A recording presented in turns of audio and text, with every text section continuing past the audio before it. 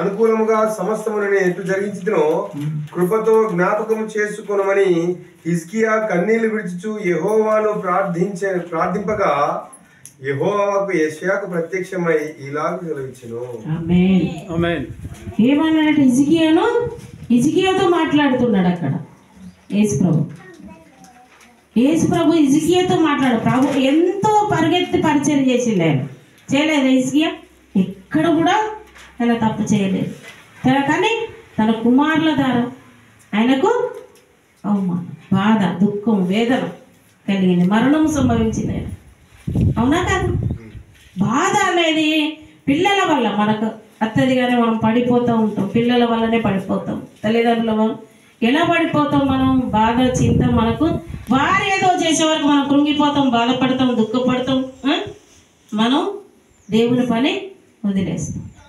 అలాగా మన పిల్లలు మనం ఎప్పుడైతే మోకరించి మొరపెట్టాలని, ఎప్పుడైతే మనం ప్రార్థనలో నిలబెడతామో అప్పుడు మనకి శ్రమ అనేది, మరణం అనేది సంభవించబోదు హిజ్కియాకు.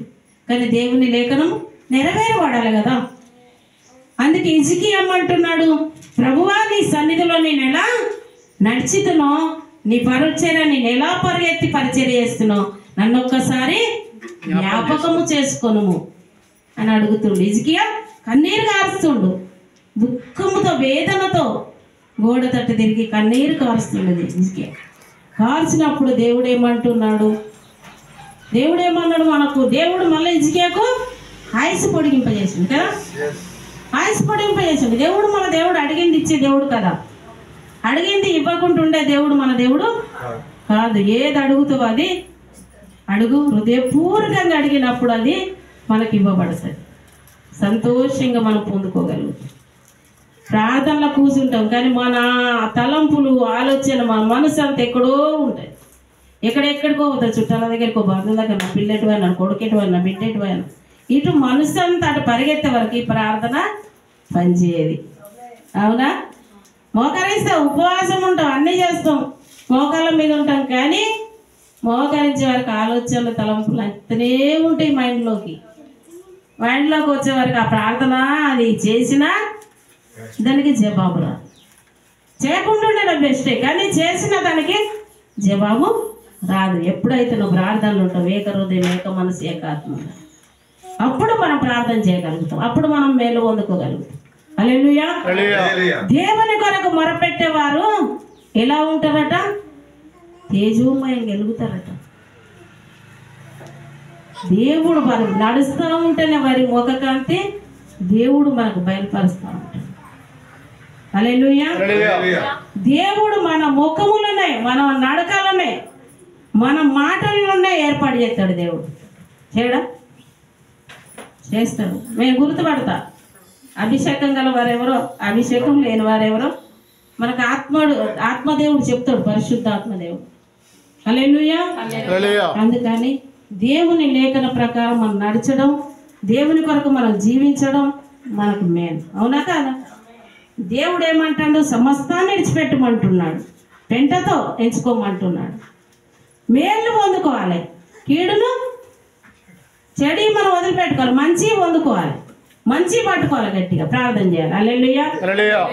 అందుకని దేవుడు నాకు ఇచ్చిన ఈ అవకాశాన్ని దేవునికి మహిమ కలుగును గాక. నాకు ఇచ్చిన మాటలు, ఇచ్చిన లేఖనాన్ని బట్టి దేవునికి కృతజ్ఞతలు, దైవ సేవకులకు వందనాలు, నాకు ఇచ్చిన సమయాన్ని, సందర్భాన్ని బట్టి వందనాలు.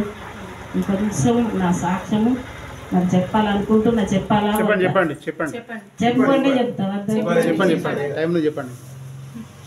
నేను ఫస్ట్ నాకు చిన్న 12 సంవత్సరాలప్పుడు నాకు వివాహం చేయండి. మేము ఫస్ట్లోనే నక్సలైట్లో వెళ్ళాం. పెళ్ళైన తర్వాతనే నక్సలైట్లకు, మాకు పెళ్ళి కాకముందే నక్సలైట్లలో మేము కొన్ని రోజులు తిరిగాం. మళ్ళీ తర్వాత పెళ్ళైనాక మా అయ్యగారు కూడా కొన్ని రోజులు, ఆయన నాకు తెలియకుండా ఆయన నక్సలైట్లలో ఉన్నాడు, నేను కూడా అందులోనే ఉన్నా. కానీ పెళ్ళైనాక కూడా మళ్ళీ జంప్ అయిపోయాను, ఎటు పార్టీలోకి వెళ్ళిపోయాను.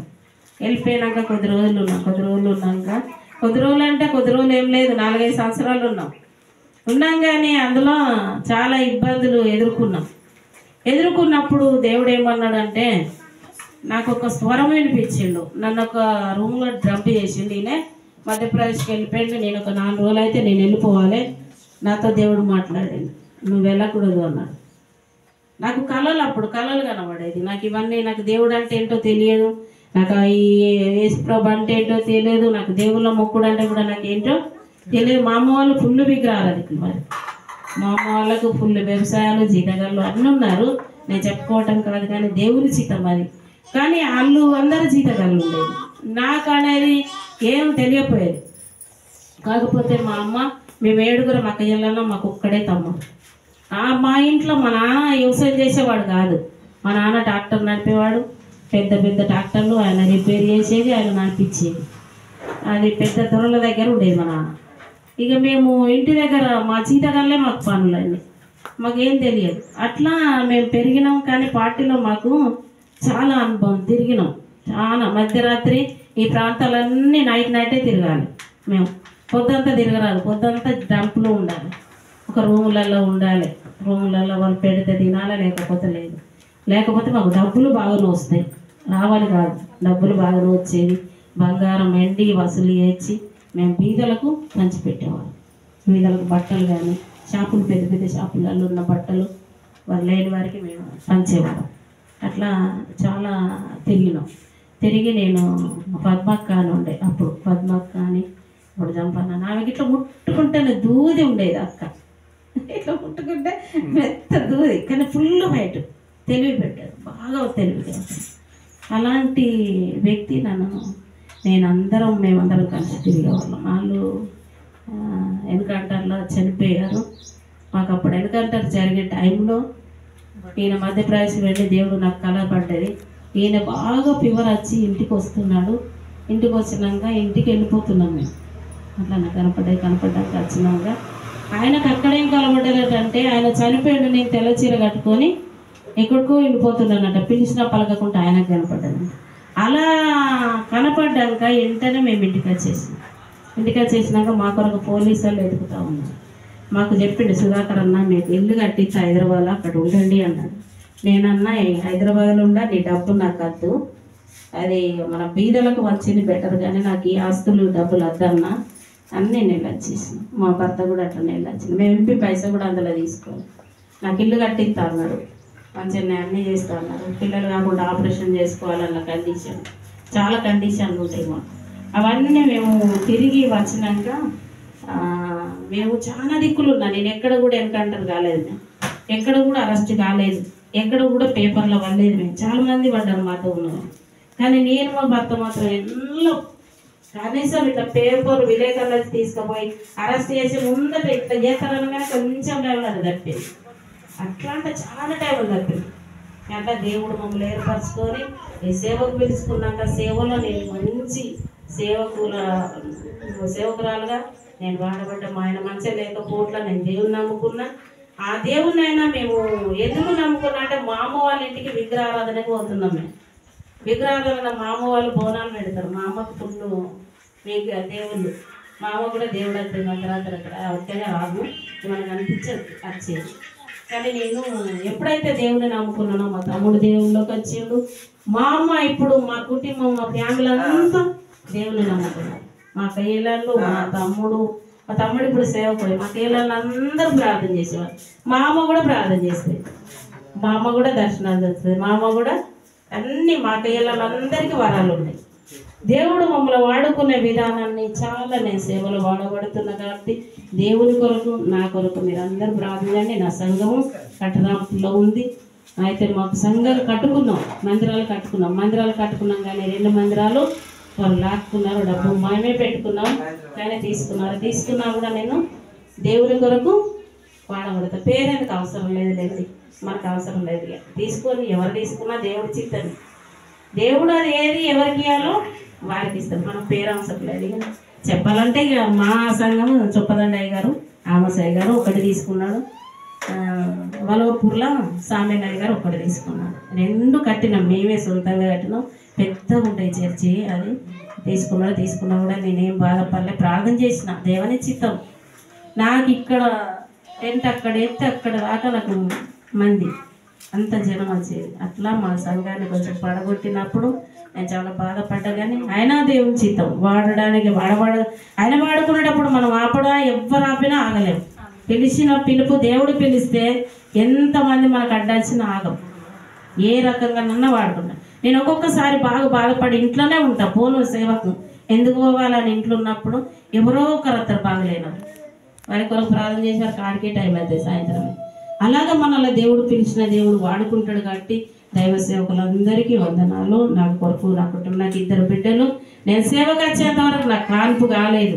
దేవుడు ఏనన్నాడు నాతో మాట్లాడింది డైరెక్ట్, నువ్వు సేవ స్టార్ట్ చేస్తేనే ఇస్తా అన్నాక తీగలుంటపల్లిలో సేవ స్టార్ట్ చేసిన. అప్పుడు దాకా నేను దుర్గమ్మగడ్డల మా ఇంటి దగ్గర చర్చి నడిచింది. అట్లా నడిచినప్పుడు నేను సేవలకు రానంటే రానన్నా. అసలు దేవుడే నమ్ముకోనన్నా, దేవుడే నాకు వద్దన్నా. మా ఆయన ఫ్రెండ్స్ వచ్చినా, అమ్మగారులు వచ్చినా అడిగినా నేను రాను, మీ క్రైస్తవులలో కలవా అన్నాను. కానీ దేవుడు నన్ను పట్టుకున్నాడంటే మొదలనే. కానీ ఇప్పటికీ నా దేవుడు గొప్పవాడు, నాకు ఎన్నో మేలు చేసిండు, చాలా అద్భుతాలు. నాకు 2 కుమార్తెలు, నా పిల్లలు కూడా దేవుళ్ళలోనే ఉన్నారు. కాబట్టి వారు నేనెట్టు వెళ్ళినా వారు నాకు సహకరిస్తారు. నన్ను సేవకు పోకుంటే మమ్మీ పో అంటారు వారు. అలాంటి పరిచర్యలు నేను ముందుకు నడుపుతున్నా. కాబట్టి నా కుటుంబం నాకు తోడున్నది. కాబట్టి నాకు ఏళ్ళల్లో నా కుటుంబం అంతా రక్షణలోనికి వచ్చింది.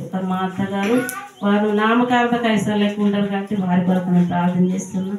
దేవుడి చిత్తం అందరం మనం ఒకరికొకరు ప్రార్థన చేసుకోవాల్సడానికి మనందరినీ దేవుడు ఏర్పరిచిండు. మన బృందం అంతా దేవుడు మనల్ని వాడుకోవాలని నేను కన్నుక్షణము దేవుని దగ్గర మొరపెడుతున్నా. దేవుడు వాడుకుంటాడు, దేవుడు నిలబెడతాడు అనేది నాకు నమ్మకం. దేవునికి స్తోత్రం. మీకు అందరికీ వందనాలు. ఇంకా చాలా ఉన్నది కానీ నేను చెప్పలేను. అది తర్వాత మరొకసారికి నేను చెప్పగలుగుతా. నేను ఎంతో అనారోగ్యంగా అయినప్పుడు కూడా దేవుడు నన్ను బాగుపరిచినవి అన్నీ చాలా ఉన్నాయి. దేవునికి స్తోత్రం. నేను హాస్పిటల్కి వెళ్ళలే, మందులు వాడకున్నా నన్ను దేవుడు బాగు చేసినవి ఉన్నాయి.